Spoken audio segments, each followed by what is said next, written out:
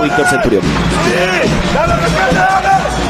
La salida corresponde a Guaraní. Busca Bogarín marcando de cabeza en el fondo. Ahora Franco.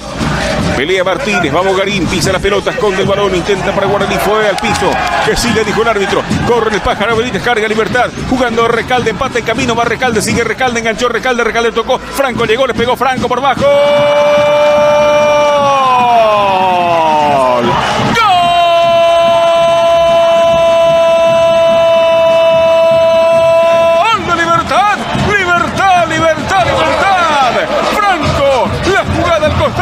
Rápida contra de Guaraní, señores.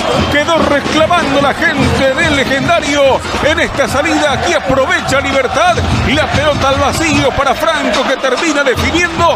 Libertad sorprende ante la salida legendaria. Señoras y señores, lo empata el conjunto gumarelo. Por este gol de Franco, el partido está 1-1. Una recuperación de pelota con cierta polémica de si hubo o no infracción por parte de Edgar el Pájaro Benítez sobre Bogarín, que se entretuvo en demasía con la pelota en sus pies. Recuperación y desdoble rápido por parte de Libertad. El contacto con el Pollo Recalde, que no es egoísta, que no es morfón en este caso, que toca para atrás. Aparece Ivancito Franco, remata de buena manera.